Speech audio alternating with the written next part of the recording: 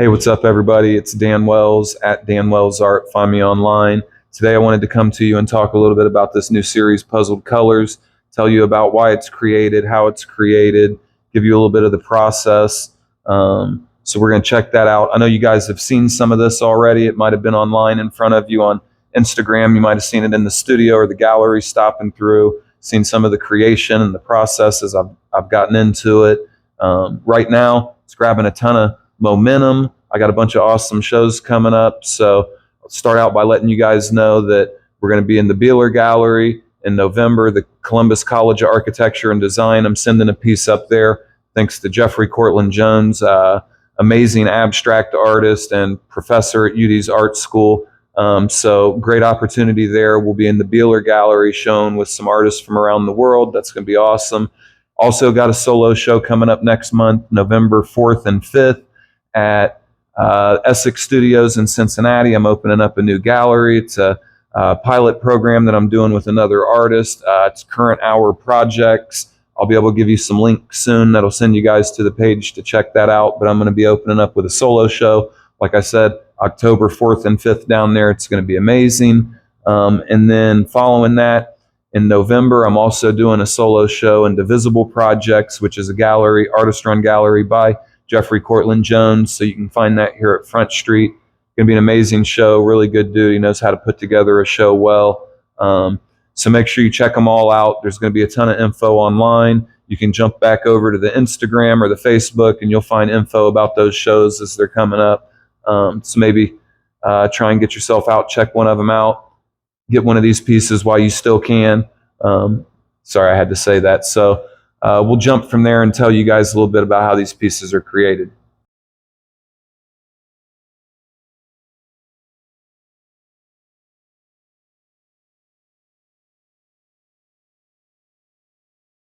What's up, guys? Dan Wells Art coming back at you. Welcome back. So now we're going to talk a little bit about why they look like they do, what these pieces are, and some of the thought behind the creation. So these are obviously another portion of what's been my larger stack series. It's what I've really become most known for. It's what I've gotten the most traction with. I really enjoy it.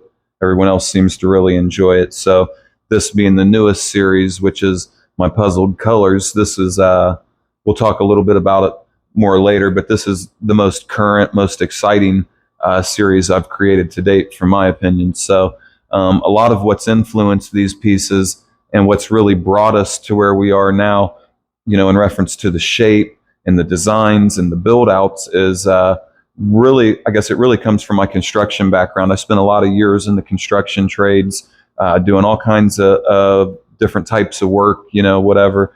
And spent a while even on the woodworking side. I used to have my own woodworking shop that was built behind my house. And so when I started getting into these canvases, sure, I started painting a lot of flat stuff like anybody would. But at a certain point, I realized that I wanted to get more shape, more depth. I wanted the paintings to do more for people. I wanted them to really jump off the walls and create something that they weren't already getting, because everybody's got flat paintings and they're cool. I love them. I have them too.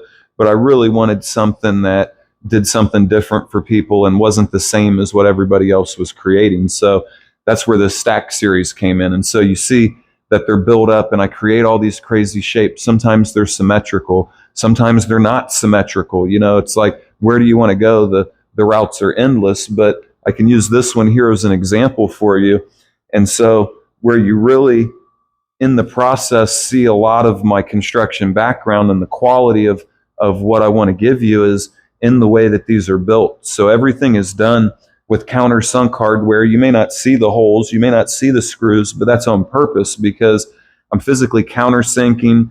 There's a lot of time and learning that I put into figuring out how to bring them together, what pressure is right. A lot of canvases are on frames that have rolled edges across the top. So if you really were to push in on your frame, you'd realize that this wood has a rolled edge. So if you're stacking one piece over another and you over tighten it, you'll suck the canvases into one another. There's all these little things to figure out. So I really put a lot of effort into figuring out how to build these properly and make sure that they would stand the test of time. And then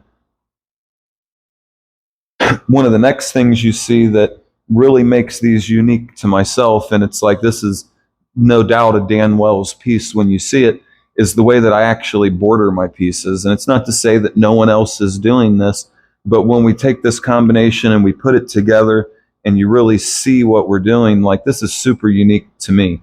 And what I went for here is that I can create art and I can paint to the edges and I can do whatever, but typically if I sold you a flat singular piece of art and it had this amazing painting, whatever it may be, once I sell you that raw canvas, I feel like you need to take it and frame it, and you're going to spend more money to finalize that piece and get it to a point where you can put it on your wall and enjoy it for a long time, right? Well, with my work, I want to create something that's finished for you right now. You're going to take this from here to the most amazing space in the middle of your house, and you're going to show it off, and it's going to be the centerpiece because obviously it's a Dan Wells art. I'm just kidding. So there's a little humor. So what I do with that border is that border creates that illusion of a finished piece for me. So this is me framing the piece of art essentially.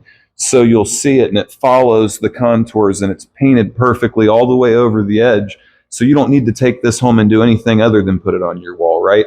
And it's just an amazing way to create that sense of finished artwork. And then you'll notice, like if you look at a piece like this, it has a similar border. It may be a different size. What I like to do is I like to scale my borders to the size of the piece. So if you were to play around and actually try and use a tape measure, you'd realize there's some thought to that specific scale. But that's how I finish the pieces. It's really influenced just by that. I want a finished piece of artwork to sell to somebody. I don't want to sell you something that's not done. So I appreciate you guys taking a second and listening to the ideas of how I create that process and why they look like they do. So now what we're going to do is we're going to flip over and show you this new series, Puzzled Colors, and talk about what it is.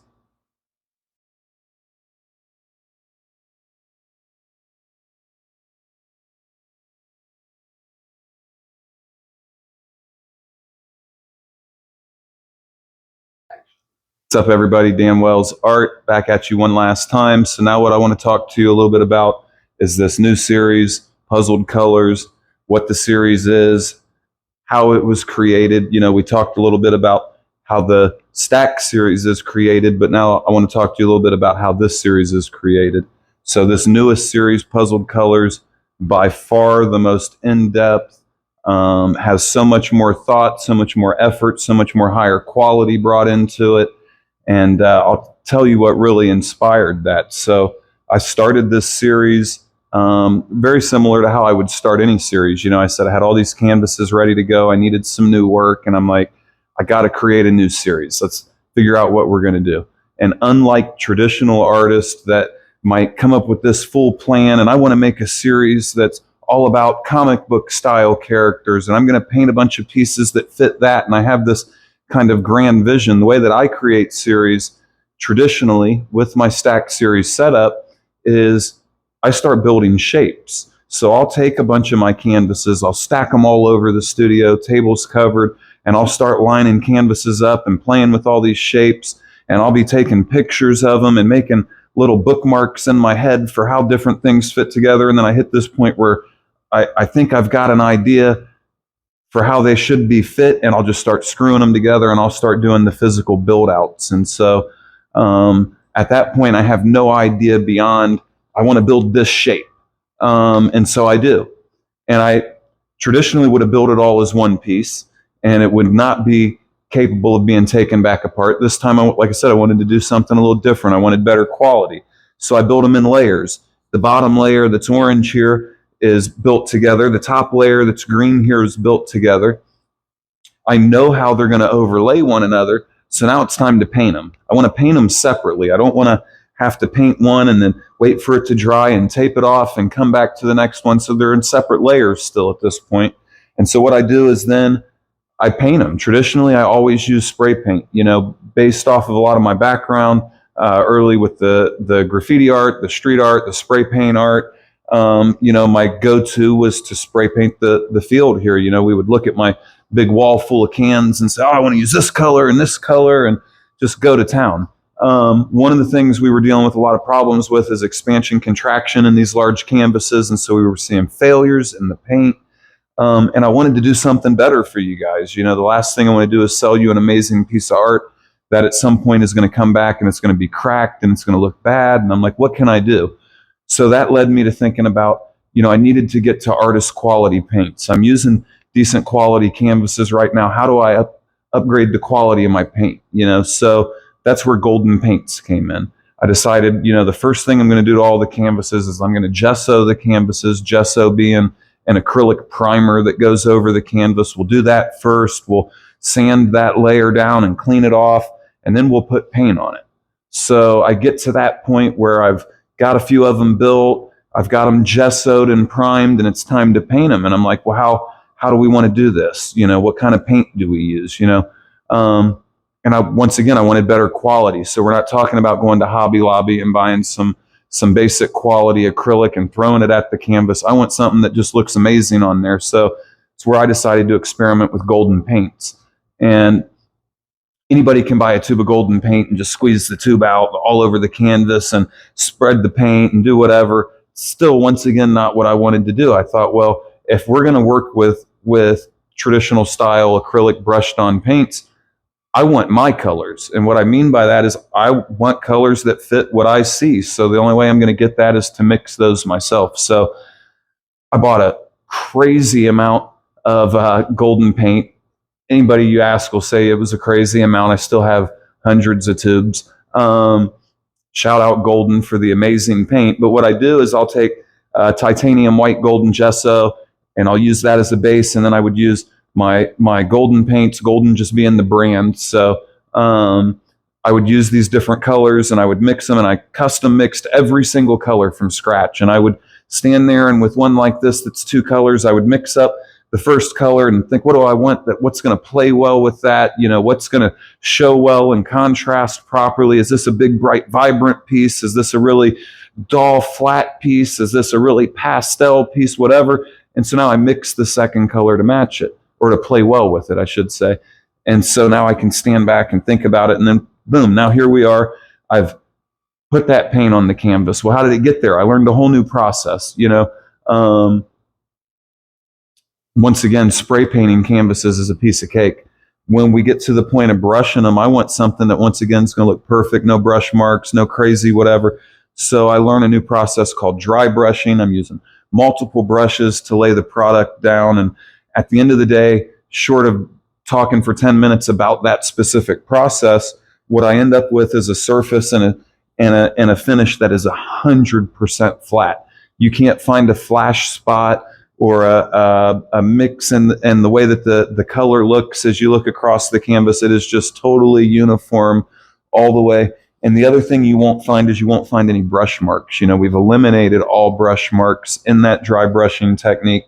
So we end up with just this amazing flat product. And then at that point, like every traditional stack series, it's time to border them. So we throw this awesome border on here. And now suddenly, sitting around the studio, I've got 2 or 3 or 4 of these pieces that are finished and ready to go.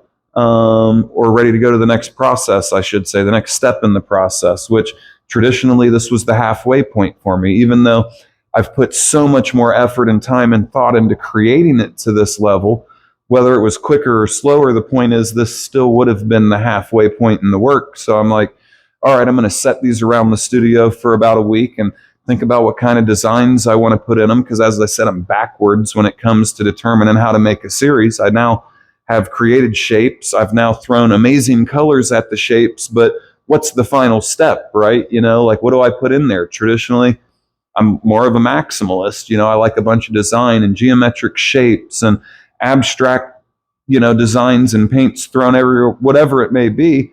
I want a bunch of it. I want to really make you look at something. Well, they're sitting in my studio waiting for me to make that decision. And here comes Bill Montana. If anybody knows Bill Montana, they know he's an awesome dude, but he's got opinions. And so, you take some of them as gold and you take some of them out to the trash. But either way, I love the guy. So he comes in and he looks at the pieces and he's like, man, I think those are done. What are you doing? It's like, that's amazing. what are you doing? Those aren't done. No, all these are good or no? Or, and I'm sitting here and I'm like, what are you talking about? Like, this is crazy. Like, no, they're not even close. I'm halfway. He's like, oh, these are awesome. And we start talking about it more and more. And he breaks down to me what I've actually created here unbeknownst to myself. He's like, well, these are like reductive abstract, man. These are really cool. I'm like, what's reductive abstract? Like, I do abstract, but it's like, well, the shapes, like, look at them. You've built an abstract painting and it's very reductive, meaning that it's very minimal. Like, there's not a lot there. And I'm like, oh, yeah, that's cool, I guess, not really, but I got to figure out what goes in them still, And he's like, well, no, it's like these are color field paintings. And I'm once again like, what the heck is that? And color field really represents the way that they've been painted, the way that the colors have been created, this amazingly flat texture, the whole process that we spoke on that created the colors, right? So he puts all that thought into my head, and now I'm even more mixed up. I'm calling everybody I know. I'm asking for opinions. Like, could this be finished? Like, there's no way this could be finished, right? Or maybe it could be. I couldn't figure it out. So after talking to enough people and putting enough thought into it, I'm like, this would be an amazing practice for myself personally, beyond the quality of the work, to actually try not to be a maximalist, to offer something that this can go in so many more places because it's not specific to the design that's here. It's specific to what this is creating, energy and color wise and shape wise. And so there's already so much happening. Just absorb that and not all of the extra stuff, right? So for me, that's really what it's come down to. Like, this is a amazing study on how you can do more with less. I don't necessarily need to go all the way to the moon to see it. Thank you, Samsung Galaxy, but that's a different story, right? So no, seriously though, so this really tells you where this series has come from and how it was created, how these shapes were evolved, why I decided to do what I did here. And don't for a minute think that this is, I want to stop short of doing something amazing and still try and make a bunch of money from it. This is amazing. What we've created here is awesome, whether we're filling an entire hotel or we're putting one piece above your couch, right? Like, this just creates a different type of energy. It can play on the colors. It can play on so many different things.